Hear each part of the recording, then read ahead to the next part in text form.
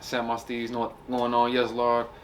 And word on the street is there's a lot to unpack today. There's a lot. Uh, so I won't do too much BS and talking too much in the beginning. We'll be bringing you some moves, some finalized deals that have happened, what to expect on what players, where they're going, some rumors, some delistings, retirements, also just some other miscellaneous news, just going along in the AFL, going around the league right now. And I think the most important thing and the biggest one right now going around is the allegations that Hawthorn is facing, specifically the coaching staff under Clarkson. I believe the time frame is 2013 to 2015. But there's been a lot of reports on him and Chris Fagan and really the whole coaching group just mistreating the indigenous boys, the First Nations people. What's being said is that apparently Alistair Clarkson himself was really helping in the excommunication between one of the indigenous players and their families. And there's been a couple, I guess, players under that time frame that fall under that list. But one player came out and said, there's been a report that was said that Alistair Clarkson promoted the taking of a SIM card and excommunication from their families and just encouraging terminating a pregnancy, even to the point of staying at an assistant coach's house from that night onward. And that's it's pretty crazy news going on right now, bro. And I hope it's not true. Definitely not. Yeah, so Alistair Clarkson apparently on November 1st was supposed to be his first day at North, but he said he came out and made a statement and said he doesn't know anything about it. He never treated anybody like that, you know what I mean? So, and he said he hasn't been able to have he hasn't had a copy of the report or anything. But I do know that he won't be coaching at North, at least for the time being, until the investigation, because the AFL is conducting an investigation. Until the investigation is over, then we will find out what's going on with them. Also, Chris Fagan has stepped down from the Brisbane Lions as senior coach. Same situation, and he came out and denied it as well. So there's a lot to go on, man. It's a very, very big situation, nothing to take lightly. So it'll be interesting to see what comes out of this. Hopefully the best has come out, and you know what I'm saying. But hopefully justice is also served. Some people are calling for both of them not to coach again. So, but obviously you can't call that yet until anything has been proven. But that is pretty wild. I ain't gonna lie. So I'll be keeping my eye on that. Give y'all as much information as I can. As the investigation goes on, because I'm sure it won't be just something real quick. But yeah, that's the biggest news right now in the AFL. But other than that, man, goal of the year. With an easy run home, really, compared to many of the other contenders. Draper wants to put an end to all this. Hands it over to Guelphy. Draper wants it back. The brush off, runs into space, outside the boot. He enticed him. He sliced him. He diced him. Sam Draper won goal of the year. I don't know if everybody maybe has seen it. I'll probably have a little video of it down here. The big man, you know, everybody knows he's the ruckman, man. He had a tap in the middle and continued to push forward and really ran the length, man. Ended up getting the goal off a couple handballs, 1-2, and had a nice little goal, man. So that was what's up, bro. He won it over Shea Bolton. Shea Bolton definitely had a nice goal from the pocket, little snap kicks. And that could have been a winner to me, I ain't gonna lie. But also, Josh Dacos was also another one. He was a finalist. Those were the three finalists. And Josh Dacos had the one where he had a little magnificent tap to himself and individual brilliance and scored a goal. The goal wasn't too flashy, but definitely the events leading up to it was pretty nice. So I actually probably would have voted for either one of them two. But Ed Langton also had a nice goal early in the rounds. I think he just had like a quick little boot to ball. I wasn't sure if he intended to do that, so I can see why he didn't get a finalist. Wasn't one of the last nominees. But also Zach Fisher had a nice little boundary little dribbler too, so I was a big fan of that. So, but I can't be mad with the three that were chosen, man, and can see how it'd be a tough decision. But I personally probably wouldn't have went with Sam Draper, but not to take away from him, but it was a great goal. Also, mark of the year. Still a chance. Finlayson will go back into the pocket. Georgiades! Remarkable stuff. We've seen two enormous hangers. And Mitch Georgiades, a huge hanger, just sitting up there for an eternity. Mitch Georgiades won mark of the year over Toby Green. He was a finalist, and I believe his was against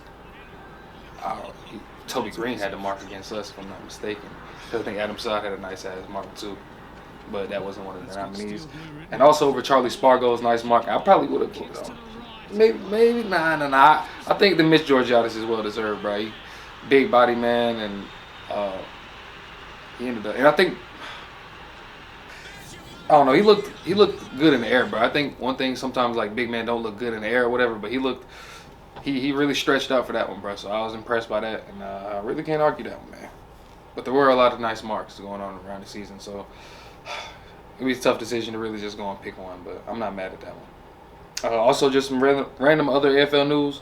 North Melbourne will be receiving 2 picks as an assistant package from the AFL, second and third rounders, both in the 2023 draft. So this upcoming draft. So North getting as much help as they can get, man. If they end up getting Clarkson and he ends up going there and everything turns out well, then I'll be keen to see what they can do. But other than those couple pieces of news, man, getting into the moves. Buddy Franklin re-signed with Sydney for a year. I know there was some talks about him potentially retiring or even leaving, maybe going to another club. I want to say I seen that a while ago, but Buddy himself said there was really never no intention, or he didn't talk to any other team about going to potentially leaving Sydney to go play for another AFL club. But look, hard as in Sydney, I suppose, and look, he's in the grand final, so why not run it back one more time, especially when you see a lot of their talent is young. I'm not mad at him, man. As long as he can back himself to do it, then for sure, might as well. Dyson Capper, the skipper from Essendon, the back lineman, I would say could be needed for a group that's relatively young too in Essendon. I think Dyson Capper can bring a lot to them. And I don't know, man. Phil Davis signed 1 year. The backman, he's pretty good for GWS. He re-signed 1 year deal for GWS. So a lot of 1 year deals. And Liam Jones will be joining the Western Bulldogs. Much to my dismay, but at least it's not for nothing. I think Carson's supposed to receive a third rounder out of that as compensation for that, because Liam Jones unexpectedly retired due to the vaccine mandate. So that's good for Alex Keith. He's getting some help back there, and if you remember, Liam Jones was a great one-on-one intercept marker back there, down back, alongside Wiedering for us last year. So I think that's a good pickup for the Dogs, no cap. Also, the midfielder Josh Dunkley, who performed very well this season. I mean, not too much on Brisbane, but that's a hit from the Dogs though. They get a good piece, but they take a hit from the Dogs. But I think if they could take a hit anywhere, it would be in the midfield, considering how much talent and how much depth they have there. So not too mad at that if I would be a Dogs fan. Also, he officially, we mentioned him before, but he officially requested a trade north, and also so did Darcy Tucker, the Freo mid. If you don't know who he is, he requested a trade to north as well. So could be the Clarkson effect going on there.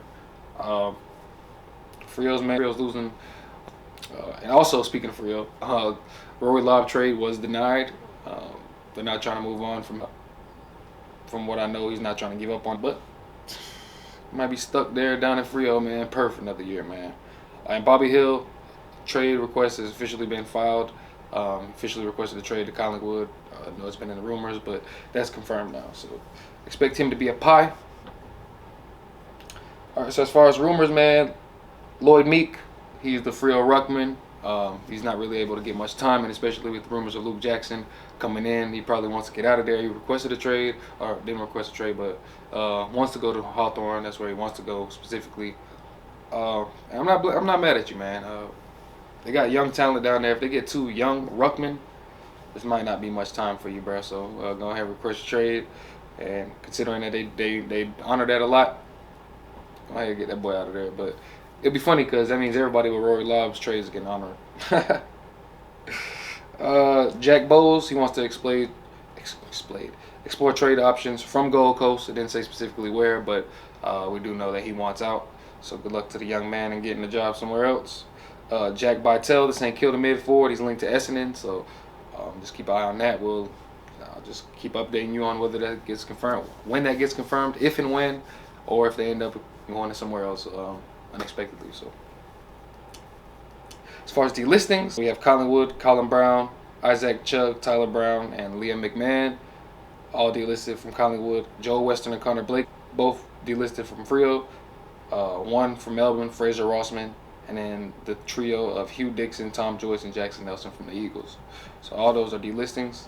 As far as retirements, we have Mitch Brown from Melbourne, and Sean Higgins from Geelong. So happy retirement to them boys, man. Made some contributions. So and hopefully footy hasn't beat you up to live a quality life for y'all. But a lot of information, man. So a lot to unpack. Let me know what you think in the comments. Any expected trades. If I missed anything, yeah, man, I ain't got much for you, man. Like, comment, subscribe. All the YouTube stuff, man. Got the Patreon, man. Definitely hit the link in the bio. All our socials in the bio, man, if you want to reach us. But yeah, man. Look forward to seeing y'all in the grand final coming up, man. Exciting times, but season is wrapping up, man. But yeah, I'll get up with y'all later, man. Yes, sir.